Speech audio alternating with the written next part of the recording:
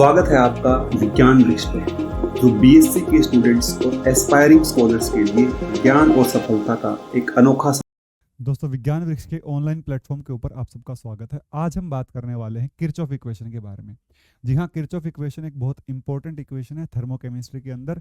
ये आपको क्या बताती है? ये आपको बताती है कि भाई जो एक्चुअल में किसी भी रिएक्शन के लिए जो एंथैल्पी का चेंज या फिर हीट का चेंज होता है, किसी भी रिएक्शन के दौरान कितनी हीट ली जाती है या दी जाती है, वो टेम्परेचर के ऊपर डिपेंड करता है कि वो रिएक्शन कितने टेम्परेचर पर करवाई जा रही है। मान लीजिए आपके पास एक रिएक्शन है H2 प्लस O2। आप क्या बना रहे हो? H2 प्लस हाफ O2 मान लीजिएगा, ठीक है। आप यहाँ पर क्या बना रहे हो? वाटर बना रहे हो, ठीक है। दोनों गैसीय स्टेट में है, ये भी गैस में है, ये भी गैस में है, और आपके पास लिक्विड बन रहा है। और इस दौरान इसकी कोई ना कोई एंथैल्पी चेंज है और ये प्रोसेस 298 केल्विन पर हो रही है, ठीक है। अगर मैं कहूँ तो यहाँ पर डेल्टा H1 लिखूंगा, सही है। अगर मैं कहूँ भाई यही प्रोसेस जो है वो रिपीट हो रही है, H2 गैस प्लस 1/2 O2, और ये भी क्या गैस, ये कहाँ जा रही है? H2O लिक्विड में जा रही है। बात को समझने की कोशिश करना। इसके लिए जो एंथैल्पी चेंज होगा आपको लगेगा H1 ही होगा। मतलब जो एंथैल्पी चेंज या फिर जो हीट रिलीज या एब्जॉर्ब होगी वो पहले वाले के जितनी होगी। अगर ये प्रोसेस हो रही होगी कितने के ऊपर? 350 केल्विन, ठीक है। अगर टेम्परेचर बदल गया होगा, ये T1 कहूंगा, इसको क्या कहूंगा? T2। तो जैसे ही टेम्परेचर बदलेगा ना रिएक्शन का, वैसे ही जो एंथैल्पी चेंज है या फिर जो हीट रिलीज या एब्जॉर्ब है वो भी बदल जाएगा। दोनों के दोनों जो है वो चेंज हो जाएंगे टेम्परेचर बदलने के साथ साथ। मतलब डेल्टा H1 जो है वो डेल्टा H2 के बराबर नहीं होगा। अब यहां से समझ में आया कि किसी भी रिएक्शन के दौरान जो हीट दी जाती है या फिर जो हीट ली जाती है, हीट रिलीज या एब्जॉर्ब किसी रिएक्शन के दौरान, वो टेम्परेचर पर डिपेंड करती है कि उस रिएक्शन को करवाने के दौरान टेम्परेचर कितना रहा है, ठीक है। और वो इक्वेशन जो डेल्टा H1 डेल्टा H2 मतलब हीट रिलीज या एब्जॉर्ब के टेम्परेचर के साथ बदलने को रिप्रेजेंट करते हैं, उसे कहा जाता है किरचॉफ इक्वेशन। किरचॉफ ने 1858 में ये इक्वेशन दी थी जो बताती है कि टेम्परेचर के चेंज होने के साथ साथ कैसे रिएक्शन की जो हीट है या फिर रिएक्शन के दौरान जो हीट रिलीज या एब्जॉर्ब होते हो कैसे बदल जाती है, उसके बारे में एक इक्वेशन दी थी जिसे कहा जाता है किरचॉफ इक्वेशन, ठीक है। अब दो तरह की किरचॉफ इक्वेशन होती है, पहली कांस्टेंट प्रेशर के ऊपर और दूसरी कांस्टेंट वॉल्यूम के ऊपर। कांस्टेंट प्रेशर पर जब रिएक्शन हो रही है तो उनके लिए जो मैं इक्वेशन निकालूंगा, कांस्टेंट वॉल्यूम की जो इक्वेशन है वो वहीं से लिखी जाएगी, उसके लिए आपको ज्यादा कुछ करने की जरूरत नहीं है, ठीक है। देखिए भाई, एक बार मैं इसको मिटा देता हूं और मैं यहां से डेरिवेशन शुरू करता हूं। दोस्तों चलिए, डेरिवेशन हम अगले पेज से भी शुरू कर सकते हैं, ठीक है, या फिर इसी से कर देते हैं ताकि जो डेरिवेशन है वो प्रॉपर चले आपका। देखो, पहला केस आपको दिखाई दे रहा होगा, when reaction carried out at constant pressure, जब रिएक्शन जो है वो कांस्टेंट प्रेशर के ऊपर हो रही हो। थर्मोकेमिस्ट्री की इससे पहले काफ़ी वीडियो में आपको बता चुका हूँ, पढ़ा चुका हूँ। उसमें मैंने आपको थर्मोकेमिस्ट्री का बेसिक इंट्रोडक्शन दिया, एंथैल्पी के बारे में बताया, और उसके बाद फिर मैंने आपको बताया हेस लॉ के बारे में। हेस लॉ के एप्लीकेशन हम लोगों ने डिस्कस की, बहुत सारी चीज़ें हम लोग डिस्कस कर चुके हैं। तो दोस्तों अब हम आगे बढ़ते हैं। हमारे शायद ये लास्ट टॉपिक होगा आपके सिलेबस में थर्मोकेमिस्ट्री का, तो हम ये लास्ट टॉपिक पढ़ने वाले हैं बच्चों, ठीक है।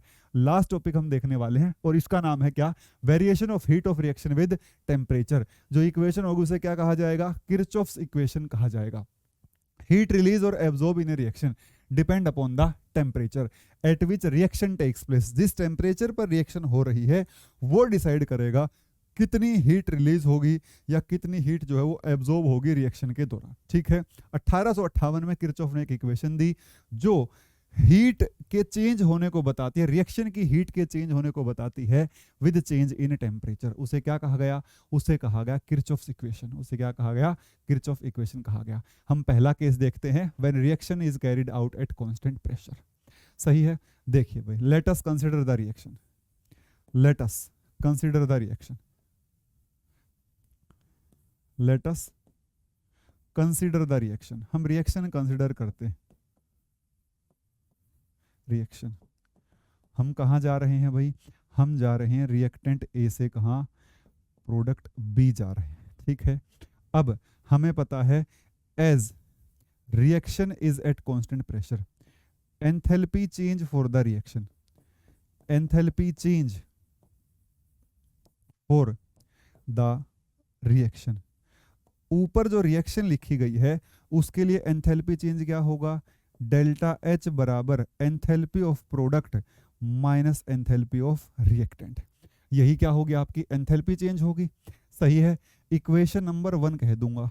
ठीक है भाई, अब यहाँ पर 2-3 टर्म्स ही नई नई आई हैं। कौन सी नई नई टर्म आई है, नई नई टर्म बताइए। देखो जो नई नई टर्म्स यहाँ पर आ रही हैं वो कौन सी आ रही है, डेल्टा एच बराबर enthalpy of product minus enthalpy of reactant लिख दिया। अब आप यहाँ पूछेंगे डेल्टा एच तो क्या है, एंथैल्पी चेंज या फिर heat for the reaction, heat change for the reaction. Enthalpy की जगह अगर आप सही वर्ड लिखेंगे तो आप यहाँ पर हीट भी लिख सकते हैं, हीट चेंज या फिर एंथैल्पी ऑफ द हीट और enthalpy of the reaction, heat और एंथैल्पी ऑफ द रिएक्शन। सही है, क्योंकि कांस्टेंट प्रेशर पर है तो जो हीट होगी वही एंथैल्पी होगी। अब यहाँ पर एच ए क्या है भाई, ये है आपका मीन एंथैल्पी ऑफ या फिर enthalpy of reactant, mean molar enthalpy या फिर enthalpy of reactant, enthalpy of reactant A. सही है, एच बी क्या है भाई, यहाँ पर enthalpy of product, enthalpy of product. सही है, बी यहाँ पर क्या बताया भाई, जो एच ए है वो एंथैल्पी ऑफ रिएक्टेंट है, H B enthalpy of product है। नाउ डिफरेंशिएट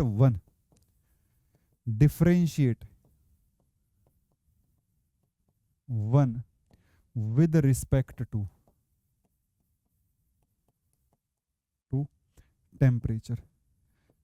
पहली इक्वेशन को टेम्परेचर के रिस्पेक्ट में डिफरेंशिएट कर दीजिए at constant pressure, at constant pressure. पहली इक्वेशन को टेम्परेचर, मतलब इसको टेम्परेचर के रिस्पेक्ट में डिफरेंशिएशन करना है, क्या करते हुए, कांस्टेंट प्रेशर मानते हुए। तो क्या बनेगा आपके पास, ये बनेगा आपके पास curly delta H upon curly T pressure constant is equal to curly H A upon curly T. बहुत आसान है भाई डेरिवेशन, कोई दिक्कत ही नहीं है। एच ए नहीं एच बी आएगा यहाँ, शायद ए तो हमने गलत लिख दिया क्योंकि पहले तो प्रोडक्ट की आती है, यहाँ पर एच बी आएगा भाई। ठीक है, और माइनस करली H A by curly T at constant pressure. सही है भाई, देखिए जरा ध्यान से। अब यहाँ पर करली एच ए या फिर करली H B upon curly T constant pressure, ये क्या होता है आपका, सीपी होता है। करली H upon curly T change in enthalpy with change in temperature at constant pressure क्या बनेगा आपका, ये बनेगा आपका सीपी। ये क्या बनता है जी आपका, ये आपका बनता है सीपी बनता है। ठीक है, जब ये सीपी बनता है तो दिस इंप्लाइज करली एच अपॉन करली टी, ये एच बी और यहाँ पर प्रेशर कांस्टेंट, ये क्या आ जाएगा, सीपी फॉर बी आ जाएगा। और यहाँ पर करली एच, यहाँ पर क्या लिखूंगा, A by curly T at constant pressure, ये आ जाएगा सीपी ऑफ ए। ये क्या है भाई, ये है आपके पास मीन मोलर, ध्यान रखें, mean molar heat capacity of products. This is mean molar heat capacity of product. ये क्या है, मीन मोलर, ध्यान से देखिएगा भाई, मोलर है क्योंकि एंथैल्पी भी क्या है, मोलर ही है। Mean molar heat capacity of reactant, ये किसकी है, रिएक्टेंट की है। और दोनों की दोनों कहाँ, एट कांस्टेंट प्रेशर, और ये भी क्या, एट कांस्टेंट प्रेशर। ये मीन मोलर हीट कैपेसिटी है कांस्टेंट प्रेशर के ऊपर प्रोडक्ट की, ये मीन मोलर हीट कैपेसिटी है कांस्टेंट प्रेशर के ऊपर किसकी, रिएक्टेंट की। सही है भाई। अब देखिए भाई, इन दोनों को यहां लिख देता हूं, ये क्या बनेगा, ये बनेगा करली delta H bye curly T constant pressure, यहां पर CP of product minus CP of reactant. सही है।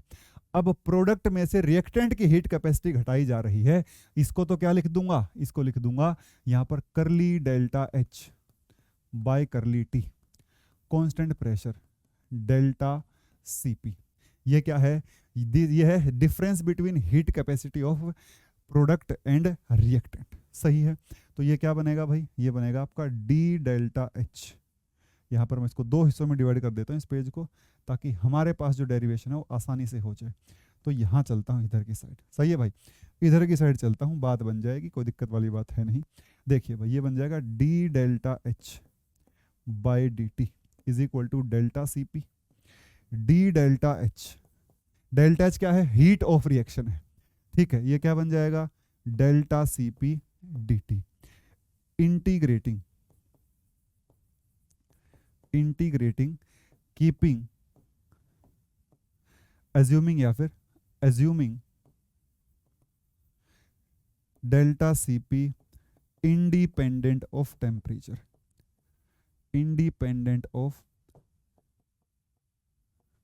टेम्परेचर, मतलब जो डेल्टा सी वो टेम्परेचर पर डिपेंड नहीं करता। तो यहाँ से क्या बनेगा हमारे पास, यहाँ से बनेगा हमारे पास, जरा देखिए ध्यान से, ये बनेगा हमारे पास, मैं बल्कि इसको ऐसा खींच लेता हूँ ताकि हमें और स्पेस मिल जाए। ये बनेगा आपके पास D delta H is equal to delta C P और यहाँ पर क्या D T, integration delta H one से कहाँ, डेल्टा एच टू, और ये टी वन से कहाँ, टी टू। क्या बनेगा जी, ये बनेगा delta H two minus delta H one is equal to delta C P और यहाँ पर T two minus T one. ये क्या आ जाएगा, ये आ जाएगा एंथैल्पी या फिर heat of reaction at temperature 2 minus heat of reaction at temperature 1 divide by, यहाँ पर आ जाएगा T2 minus T1 is equal to delta Cp। और ये है दोस्तों फेमस किरचॉफ इक्वेशन। ये क्या है भाई, this is the famous Kirchhoff equation. ये आपकी क्या है, फेमस, इसे भी किरचॉफ इक्वेशन ही कहते हैं और इसको भी किरचॉफ इक्वेशन ही कहते हैं दोस्तों। दोनों की दोनों इक्वेशन क्या है, किरचॉफ इक्वेशन ही है। एक्चुअल में क्या दिखाई दे रहा है, डेल्टा H1 क्या है, डेल्टा H1 क्या है, यह है आपका heat of reaction at temperature T2, heat of reaction at temperature T1। समझ में आया होगा। तो इसे कहते हैं this is your Kirchhoff equation, इसे हम बोलते हैं किरचॉफ इक्वेशन। किरचॉफ इक्वेशन क्या बताती है आपको, अगर आपको एक टेम्परेचर पर हीट ऑफ रिएक्शन पता है तो दूसरे टेम्परेचर पर क्या निकाल सकते हो, हीट ऑफ रिएक्शन जो है वो आप फाइंड आउट कर सकते हो। या फिर दूसरे शब्दों में कहिए, ये क्या कहती है, the change in heat of reaction. ये क्या है, ये heat of reaction temperature T2 पर, ये किसके ऊपर, T1 के ऊपर। Change in heat of reaction per degree change in temperature is equal to क्या होगा, change in heat capacity at constant pressure. समझ में आ रहा होगा, this is change in heat of reaction per degree change. अगर T2 माइनस T1 1 हो जाए तो डेल्टा Cp किसके बराबर हो जाएगा, delta H2 minus delta H1 के बराबर हो जाएगा। तो उस टाइम क्या कहूंगा, change in heat of reaction per degree change in temperature is equal to change in heat capacity of the reaction. समझ में आ रहा होगा। मैं समझाता हूं इसको दूसरे तरीके से। ये आपकी क्या है, किरचॉफ इक्वेशन है। जो किरचॉफ भाई साहब बोल रहे थे, उन्होंने कौन सी इक्वेशन दी थी 1858 में, यही इक्वेशन दी थी भैया, यही इक्वेशन उन्होंने दी थी। ठीक है, वेरी वेरी इंपॉर्टेंट, और हमेशा आपको एग्जाम में यहां से क्वेश्चन दिखाई देगा। थर्मोकेमिस्ट्री में जो इंपॉर्टेंट है वो ये है भाई, बहुत बहुत इंपॉर्टेंट है। सही है, चलिए दोस्तों आगे बढ़ते हैं, इसकी डेफिनेशन को दूसरे तरीके से पढ़ते हैं। ये रहा भाई, देखिए Kirchhoff equation is defined as the change in heat of reaction. देखिए मैं आपको शब्दों के साथ लिखकर बताता हूं। ये क्या है आपके पास, this is change in heat of reaction. ये हमारे पास क्या था, delta H2 minus delta H1 divide by T2 minus T1 is equal to delta Cp। सही है। डेल्टा H2 क्या है, हीट ऑफ रिएक्शन। ये क्या है, heat of reaction eight T1 temperature. Delta H1 क्या है, यह आपका heat of reaction at temperature T2। उल्टा लिख दिया शायद मैंने, यहाँ 1 आएगा और यहाँ पर आएगा आपका, ये आएगा 2। सही है।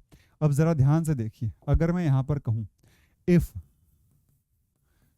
T2 minus T1 is equal to 1, अगर टेम्परेचर का जो चेंज है वो 1 डिग्री या 1 यूनिट का ही हो, 1 डिग्री कह लीजिए, सही है। अगर 1 डिग्री का ही हो तो उस टाइम क्या होगा, उस टाइम जो change in heat of reaction है, चेंज इन हीट का मतलब क्या है भाई, एक टेम्परेचर से दूसरा टेम्परेचर बदलने के दौरान जो रिएक्शन की एंथैल्पी में बदलाव आ रहा है वो किसके बराबर होगा भाई, change in heat capacity accompanying the reaction.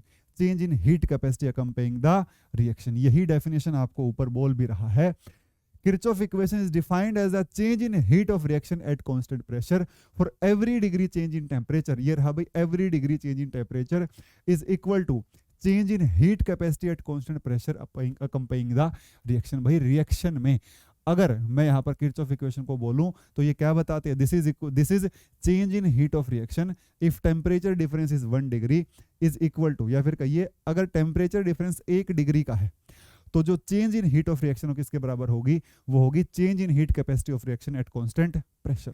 समझ में आ रहा होगा आपको, ठीक है भाई। डेल्टा सीपी क्या है, डेल्टा सीपी है heat capacity of product minus heat capacity of reactant eight constant pressure. सही है भाई, समझ में आ रहा होगा। अब हम पहला केस पढ़ रहे थे, पहला केस हमने पूरा पढ़ लिया है, जिसमें हमने क्या देखा, केस 1 में reaction is carried out at constant pressure. सही है। अब हम बात करेंगे जब रिएक्शन को करेंगे किसके ऊपर, कांस्टेंट वॉल्यूम के ऊपर। आगे बढ़ने से पहले देखिए, ये रहा, देखिए दोस्तों, ये रहा आपके सामने दूसरा case, case number 2। When reaction is carried out at constant volume, जब कांस्टेंट वॉल्यूम पर रिएक्शन चल रही होगी तब क्या होगा। देखिए, हम अभी तक जितनी भी थर्मोकेमिस्ट्री पढ़ते आए हैं, हमें पता है भाई कांस्टेंट प्रेशर के ऊपर, कांस्टेंट प्रेशर के ऊपर क्या होता है हमारे पास, हीट ऑफ रिएक्शन क्या होती है, heat of reaction is delta H. ठीक है, और हमने क्या देखा, हमने देखा delta H2 minus delta H1 by T2 minus T1 is equal to delta Cp। सही है। अब हमें पता है, क्या पता है भाई, हम तो जानते हैं बहुत अच्छे से जानते हैं भाई, क्या, जब कांस्टेंट वॉल्यूम पे चर्चा होती है, now at constant volume heat of reaction, मैं इसको आगे वाली पेज लिख दूं तो थोड़ा बेटर रहेगा उधर की side. Now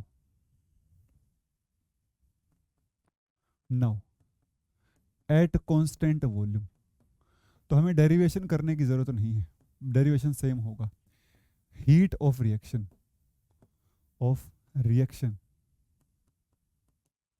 is delta U is a change in internal energy. So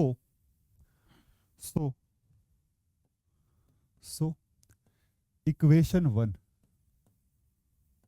changes to क्या होगा भाई, ये होगा आपके पास delta U2 minus delta U1 divide by T2 minus T1। अब कांस्टेंट वॉल्यूम है तो यहाँ पर क्या आ जाएगा, डेल्टा CV आ जाएगा। और डेल्टा CV क्या है भाई, यहाँ पर डेल्टा CV जो है वो आपका है CV of product minus CV of reactant. सही है भाई, समझ में आ रहा होगा, और कोई बदलाव होगा ही नहीं। तो ये क्या है आपके पास, ये आपके पास एक्सप्रेशन है, कब, ये आपके पास एक्सप्रेशन है जब आप क्या कर रहे हो, जब आप बात कर रहे हो किसकी, जब आप बात कर रहे हो कांस्टेंट वॉल्यूम के ऊपर, जब आप बात कर रहे हो कब, कांस्टेंट वॉल्यूम के ऊपर। मैं इसको थोड़ा सा और ऊपर की साइड लिख देता हूँ, ये बनेगा आपका T2 माइनस T1, क्योंकि डब्बा सही से आ नहीं रहा, अब आ जाएगा शायद। देखो भाई, उसे डब्बा सेट करना था, सही है। उसके बाद देखिए दोस्तों जरा, यहाँ पर ये भी बन जाएगा भाई। अब फिर से वही बात, अब भाई जो किरचॉफ इक्वेशन का दूसरा भाग है, मतलब जब कांस्टेंट वॉल्यूम पर रिएक्शन हो रही होगी तो यहाँ पर R नहीं A आएगा, क्योंकि हम रिएक्टेंट किसको लेकर चले हैं, A को लेकर चले हैं भाई। देखिए दोस्तों, हमने यहाँ पर क्या कहा था, अगर T2 माइनस T1 1 हो जाएगा तो डेल्टा CP इसके बराबर हो जाएगा। और यहाँ भी कहूँ मैं, अगर if T2 minus T1 is equal to 1 then delta U2 minus delta U1 change in heat of reaction is equal to heat capacity change for the reaction at constant volume. या फिर जो अगर टेम्परेचर जो है, if temperature difference is 1 degree, if temperature increase और decrease by 1 degree, अगर temperature को 1 degree बढ़ाते हैं या घटाते हैं तो जो हीट ऑफ रिएक्शन में बदलाव आएगा वो heat capacity at constant volume में बदलाव के ही बराबर आएगा। और heat capacity at constant volume क्या है, ये आपका बराबर है किसके, heat capacity at constant volume for product minus heat capacity at constant volume for reactant, या फिर mean molar heat capacity of product minus mean molar heat capacity of reactant eight constant volume. तो दोस्तों ये आपके पास क्या था, ऐसी definition आपको लिखी भी गई है नीचे। Kirchhoff equation is also defined as लिखना रह गया शायद, यहाँ पर एज जरूर लिख लीजिएगा। Defined as the change in heat of reaction at constant volume for every degree change of temperature is equal to change in internal energy at constant volume accompanying the reaction. सही है भाई, समझ में आ रहा होगा भाई, ठीक है, सही है। यहां पर बल्कि सीधा सीधा भी लिख सकता था, इसकी जगह पर सीधा सीधा नहीं लिखा, थोड़ा सा घुमा दिया। Change in internal energy at constant volume, ये किसके बराबर है, ये क्या लिख रहा है, ये लिख रहा है heat capacity, change in heat capacity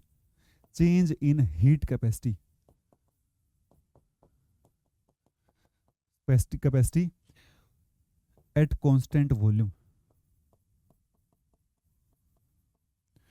accompanying the reaction.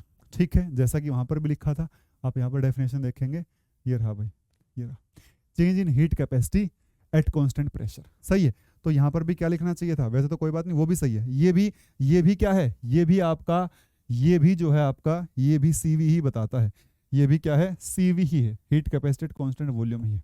ठीक है, बस उन्होंने शब्दों में फेर कर दिया है, ये भी heat capacity at constant volume ही है, सीवी ही है। ये सीवी क्या होता है भाई, सीवी यही तो होता है, सीवी करली you upon curly T volume constant, वो यही कह रहा है, change in internal energy at constant volume.